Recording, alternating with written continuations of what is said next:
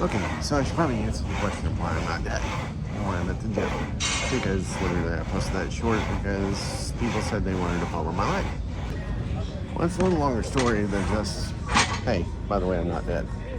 So, this starts like 2 months ago. I went to the doctor and new PCP, and she had a student, and the student listens to my heart, and she says, "You have a murmur." She goes, "You have a murmur." So they do an EKG, and then the doctor says, "You get a cardiologist." I said, "Okay, you're going for an echo." Sorry, got to get me some breakfast. Yeah, so anyhow, yesterday started out as just a normal day. I got up. I wasn't allowed to have any caffeine because I was having a CT yesterday, but it was a normal day other than that. So I go on my walk, my normal walk. I usually do like 4 miles, roughly. It's pretty easy. It's up and around, all around, walk through neighborhoods, around the lake, and then I come home. So I'm just walking, right? Well, instead of doing my normal 4, I decided I was going to push it because the previous 2 days I'd done 8, but I did it in 2 segments. So I was like, I'll do 5.5 and try to get it done within an hour and 15 minutes. So anywho, it's getting up to like that 45-minute mark, and I'm like, you know what? I want to see how far I can go.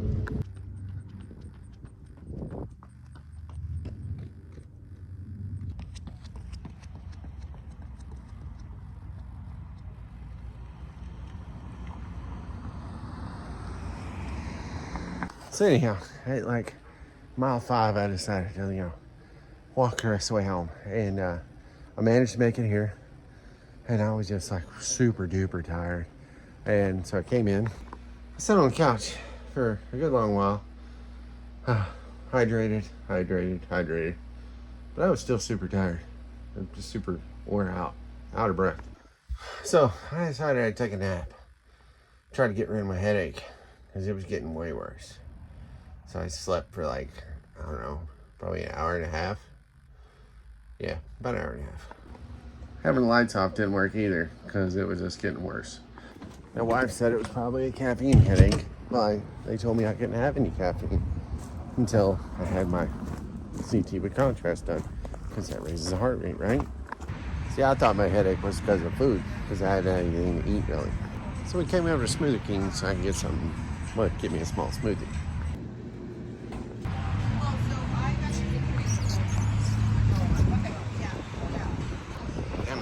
Anywho, so I had my smoothie and on the way to the doctor's office. But we had to stop and back in the car and a couple other places on the way because we were running early. So I get to the doctor's office and they go ahead and the lady gives me the needle IV to give me the contrast, and like it was outrageous. Yeah, it was bad. Like, I'm not kidding. It felt like a 10 gauge. She swore it was a 20. I just think she really sucked at doing IVs. So, anywho, it's time for the doctor to walk in. 3:30 is that appointment. He's supposed to read us the CT. Yeah, I live right over there. Anywho, and we're like, where is this guy? It's coming up 3:50, 3:52. He finally walks in. Let me tell you what, the look on that guy's face, whenever he walked in and saw me sitting there like no big deal, was priceless. As you would have thought he was walking in to look at a dead man. And what he was about to tell me, I should have been dead. You see, when they did the CT, they were trying to figure out how big my aneurysm of my aorta was, and also how long it's been there, roughly.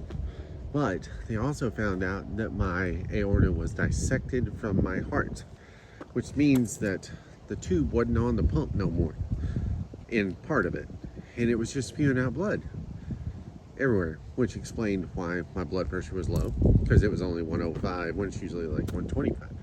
It would explain why I had a massive headache, because it's what pumps and oxygenates and goes up. A lot of things are checking the box, and the fact that I was just abnormally tired and a little short of breath from my 5-mile walk earlier that day, all are checking those boxes that this could be bad.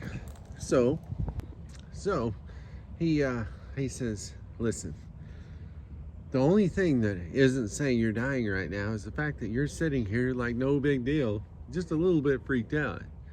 Everything else is saying there's a big problem. So, there's a team of surgeons on call for you over at the heart hospital about 3 miles away. And I'm sitting there and I'm like, what? What? And I said, what do you mean? And he's like, well, if this is legit, you're going to have heart surgery in the next few hours. I was like, well, what's the likelihood of me living through that? He says, about 20%. Your life will never be the same. So I go ahead, and we leave. We're on the way to the heart hospital. We forgot to ask the address, but we knew kind of where it was because dispatches things there. And so we're on the way over there. I'm literally calling, giving my last will and testament, telling everybody I know I love them, because there's 20% chance of me living, 80% chance of me dying. And we're on the way over there, and of course we, as you saw in the reel, or the short, we went to the wrong hospital. And they tell us, hey, you're supposed to be at the one back there. It's like, okay. So we go to the back one. And then we walk in the door. And let me tell you what, the look on that surgical team, all those people, when they said, are you Lloyd? It was priceless. Because like the lead doc's like, you don't look like you're dying. Let's just go ahead and take you in this room. Now granted, there's a lot of stuff going on. There's crash cards around. There's alarms going off. There's people ready for me to be dying, kind of deal. But I'm not. And we don't know what's up. But I'm not dying. I don't look like it. So we go in the room and we're talking about it and trying to figure it out. They're doing a 12 lead. They're checking all this stuff. They're taking blood. They're hooking me up. We're doing another CT. Granted, the nurses at the heart hospital, they actually knew how to give an IV. So they didn't like try to like jam it through my elbow kind of deal. So that was nice. It was doable. No, I don't like needles. So we go ahead and we've got the CT done. The doctor's kind of asking me all the questions and finding out history and, you know, anything happened and just all of it. And he's kind of in and out, but and we're just waiting on the results to come back. Now, I don't know when the last time you thought you were dying, but I thought I was dying a few times in my life, but it was literally split seconds. I've never actually had an entire hour of sitting there thinking that I have an 80% chance of dying. 80%'s a lot. But I'm say a lot. I mean, like, that's like you only have 1/5 of a chance of living, 4/5 of a chance of dying. I thought about God. I thought about my kids. I thought about, what am I going to do? What are they going to do without me? What if I live? I'll never be the same. Do I want to be a burden to them? I mean, what about my wife? What if I come out like a vegetable? How's she going to take care of me? I can't be a vegetable living in here.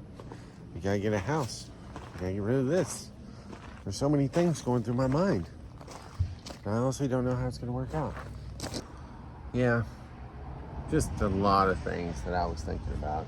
And it was really weighing on my mind, my soul, to the point where my blood pressure was actually going up. It actually did get to 130/90, which the doctor in turn said, yeah, most people who are really, really freaked out, like in your position, theirs are about 180 over like 140. We're having to give them things to calm down. Yeah, no, yours should be higher. So of course that kind of reaffirmed that things aren't good and that this is probably going to come back bad. So yeah, freak out ensues. Granted, they go up to 135 after that.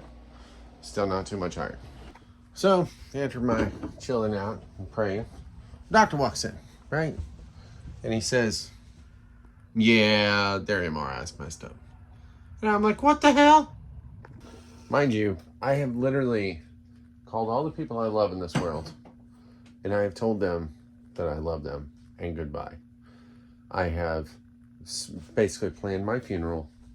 I have checked all the boxes, and I've made sure that everything was going to be taken care of. Take care of my family, and I'm about to exit this world just to get a, yeah, sorry, the MRI had kind of a fluke, and it showed this thing that wasn't there, and like, you're not dying, dude. Kind of relieved, but it's given me, like, I thought I was dying, and it's got me a lot of reflecting going on. And, yeah. So, I think I need to realize I only got 20 years left in this world. Maybe. And recalibrate some things. Not this, because y'all are going to get to hang out with me. But everything else in the world. But for y'all who asked to kind of know a little bit more about my life, there you go. That was just yesterday. There's a whole lot of days like that you may or may not want to know. And yeah, I mean, maybe I could have told y'all that I had a aneurysm in my aorta that I don't know how big it is, and I might be 3 millimeters from dying. I don't know. I don't know. Just, I don't know what I want to put out in the world. So, but there's that. And, like I say, I guess I want to keep telling you these stories until I kick the bucket or people tell me, stop telling me your life like that. Anywho, thank you. Love you. Appreciate the follows, watches, the subscribes, the comments. The comments keep me going. That's why you got to see my shirt off today, because somebody's like, hey, more videos with your shirt off. So I was like, all right, fine.